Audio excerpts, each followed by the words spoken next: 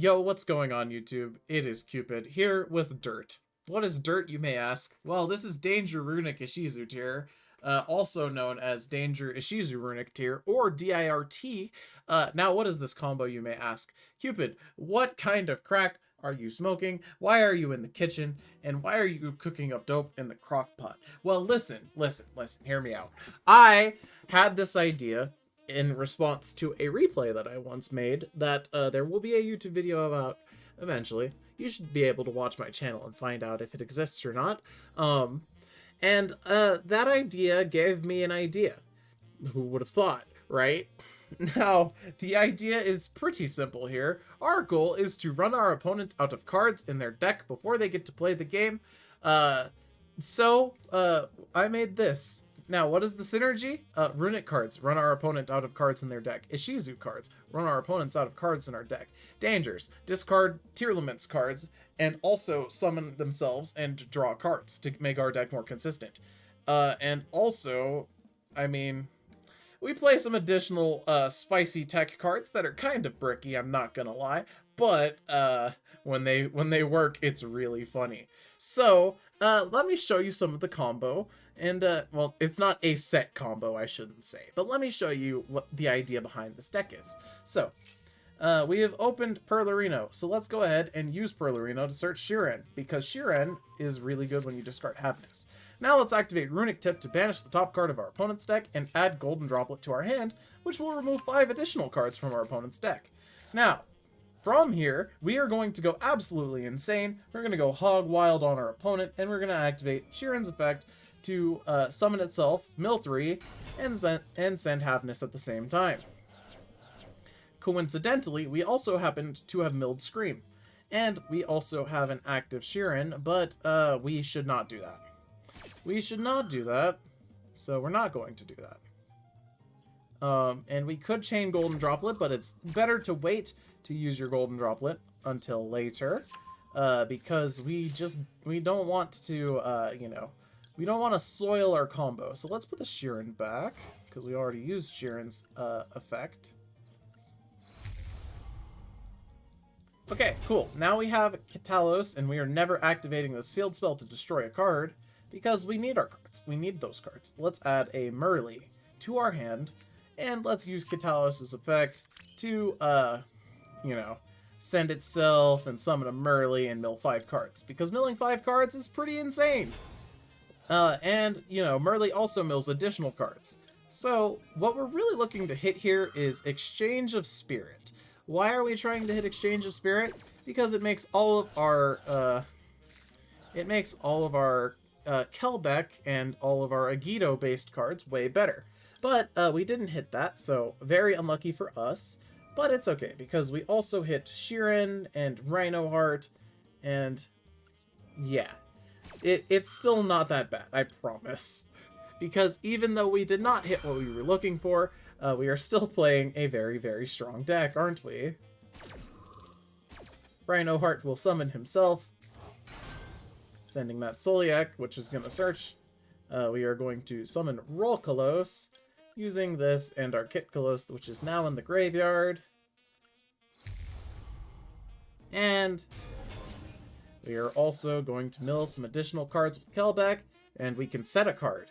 Now, this sets any trap card, which is important to note because that Soliak that we just sent to the graveyard, we can now set it instead of searching, which is pretty good. Now we can use Rhino Heart to send a card.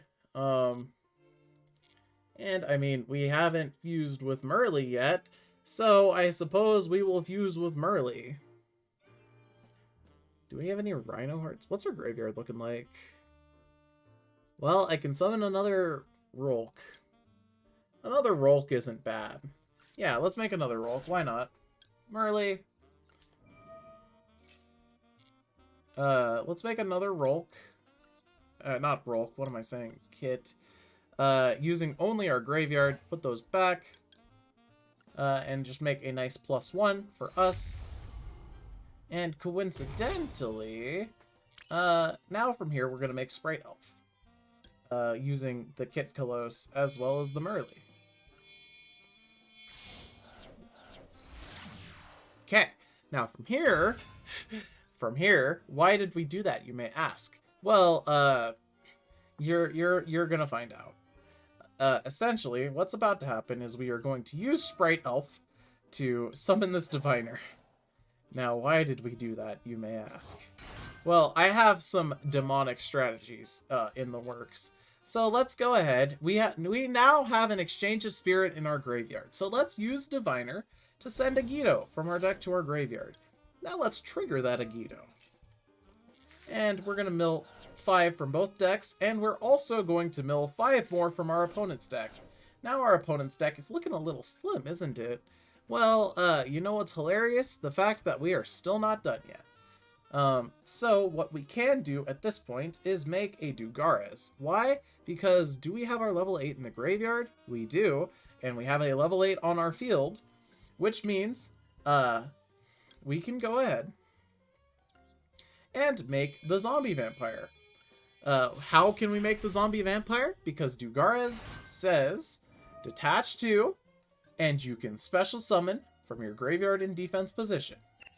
It does not specify any sort of things like level or anything along those lines. Now, we already have a snow in our graveyard, which is kind of terrifying if you think about it. Because I have a Foolish Burial, and our opponent has 19 cards in their deck. Now, I am not sure how much attention you are paying, but just something to consider. Yeah, things are going to get dicey very quickly for our opponent here. How are they going to get dicey? Well, let's go ahead and activate Foolish. Why not? Let's activate it. Let's send that last Necroface from our deck to our graveyard. Let's go ahead and make a Baron. Just, you know, gotta play around with negates and stuff, right? Okay. Very cool. We have a set Celiac. That's not too important here. We're going to make IP using these two.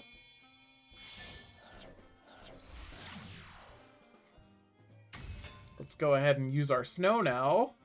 Our opponent's got 15 cards in their deck. I don't know about you, but 15 is an oddly specific number, isn't it? Oh, geez. Oh, no. What is our opponent going to do? They have 15 cards in their deck. How am I going to get a deck out? Let's banish Jackalope. General rule of thumb, banish Jackalope. It's the best one to banish. Now, I forgot to banish my Necrofaces, but that's okay, because we don't need to. Let's go ahead and make Unicorn. I'm just kidding. We are going to make our opponent deck out. So let's not use Unicorn, but now let's use Snow, because, you know, we can. And this time we are going to actually banish the Necrofaces.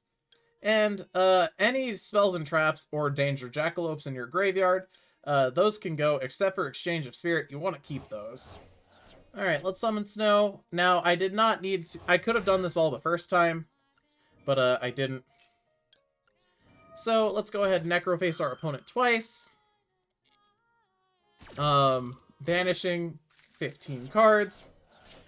Or, not 15, but 10. And let's Golden Droplet at this point to make our opponent draw a card, and then banish the top 4 cards of their deck. And coincidentally, wow, our opponent is out of cards. Who would have ever suspected that this thing would be able to happen in turn 1 in Yu-Gi-Oh! Master Duel? Yes, this is the goal of the deck. This is what this deck is designed to do. And let me show you a deck profile after this. Now, how consistently does this deck do it? Not too frequently. You have to get kind of lucky with your mills, but beyond that, it's kind of easy. So, let me explain to you the deck list. I have a feeling that you guys are going to either love this or absolutely hate it. Now, if I can get to the deck list very quickly, I would show you something very cool, and it's this. This is the deck list. So, here is Dirt. Now, what is Dirt? I already explained that at the start of the video. Why weren't you listening? You should pay better attention. Maybe you'd have a girlfriend. Anyway, so, we are playing Triple Diviner, best starter card. Send either of these two in the deck, starts your whole wombo combo, provided your mills are not garbage. You play the highest possible number of Merleys, the highest possible number of Havness, the highest possible number of Sheeran, the highest possible number of Rhino Heart, and the highest possible number of Field Spell. Beyond that, you play only 2 Scream, because Scream is kind of bricky, and you don't want to really draw it all of the time. And you play the 1 Soliak, because Soliak is very, very pog, and it is the best trap. You don't play any other traps out of the Tearlaments cards. Beyond that, you have your Danger package, which is 3 Jackalope, 3 Nessie, and 1 Thunderbird. Now, why is this the ratio? Well, because when Jackalope discards itself, inevitably, you'll be able to summon your Thunderbird from your deck. When Nessie discards itself inevitably, you will be able to search your Jackalope, or your Nessie, provided you didn't already mill all of them. Other synergies with the Dangers include, when you discard a tier, it triggers the tier.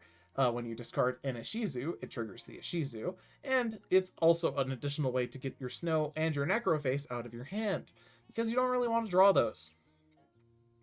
Other synergies also include the fact that Nessie is an Aqua, and you can fusion summon for Kitkalos with Nessie. You play 1 Thunderbird. It is level 8. That is why you play Thunderbird. You could replace this with Bigfoot, but this is a quote-unquote budget version of the deck. Beyond that, we have our 2 Necrofaces. I thought this card was at 3 when I was building this deck. I was like, oh man, this deck can reliably FTK our opponent, provided we mill 3 Necrofaces, right? And then I learned Necroface was at 2, and I was like, this still probably works. And it does. It does, as I just demonstrated, deck out FTK. So yeah, mentally prepare yourselves for that. 1 Snow, you don't want to draw this. You want to mill it. And if you draw it, it's just a brick. You have to normal summon it to get it out of your hand, or discard it somehow. But you never want this card in your hand. Beyond that, we play 2 of each Ishizu monster, even 2 Mudora, because this one just activates Gravekeeper's Trap from the deck, and beyond that, it's just a shuffler. And I mean, you don't really need to activate Gravekeeper's Trap from your deck, unless you actually don't get the full deck out. Now, I will be honest, the hand I just showed you guys was a little bit good. It may have... I don't think it was the perfect hand, but the mills were the important part, and the mills were good. So,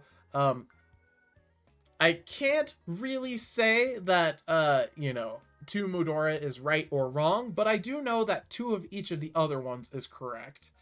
You want to have as much of the millers as possible, and you also play the 1 Gravekeeper's Trap to stop your opponent from doing graveyard things, and you play 2 Exchange of Spirit because you urgently need to mill this card if you want to do the combo properly.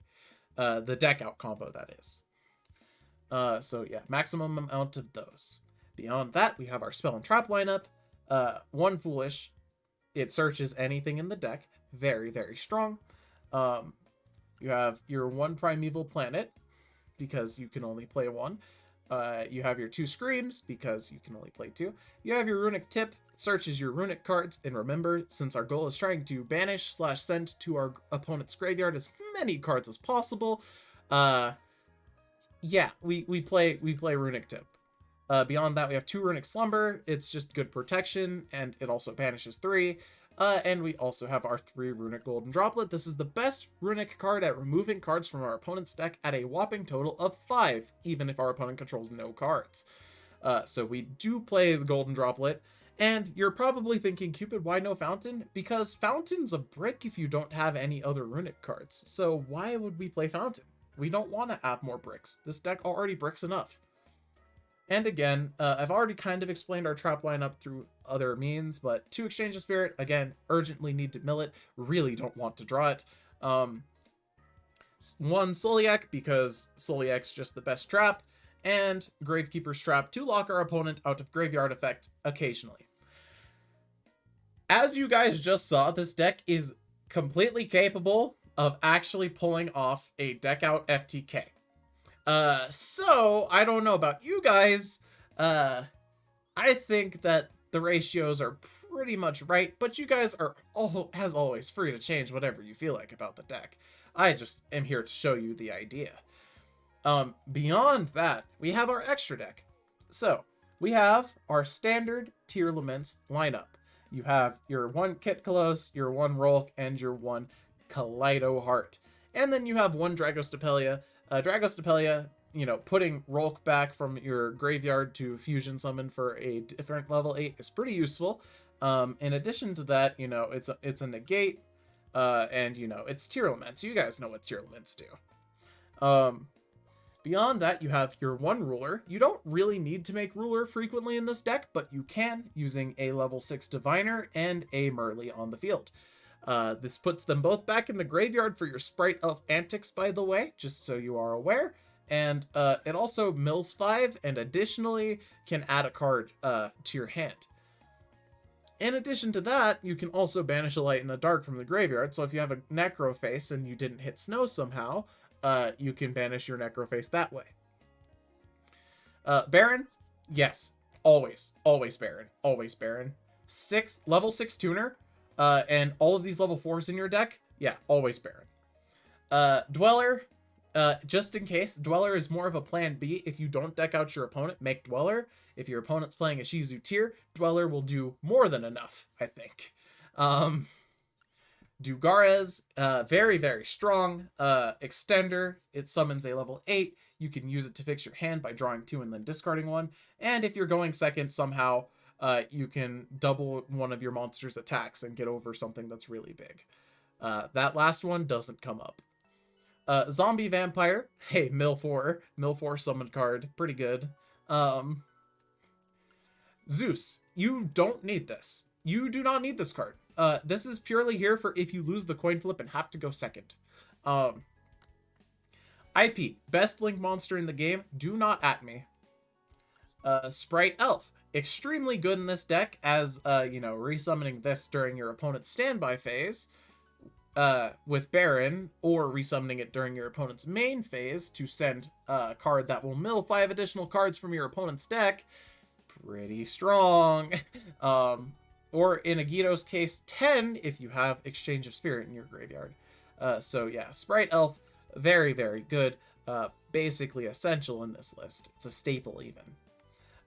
Unicorn, not actually that good in this deck. You don't really want to shuffle your opponent's cards back because your idea is to deck them out.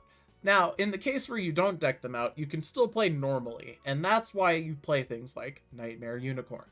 Beyond that, you have Appaloosa. I think this one's pretty self-explanatory. It's such a good link 4, and it, you know, makes additional negates. Like, come on, it's a standard, I think. And finally, Goddess, with your IP, if you don't want to shuffle your opponent, guess what? You can IP into Goddess and link off their monster instead, and put it in the graveyard instead of back into their deck. And that's a very, very effective way. Now, I hope you guys take the knowledge that I have just imparted onto all of you, and you use it for evil and ruin this game entirely. I hope you all enjoyed this ridiculous combo deck that I have invented, and I will see you all next time. Later.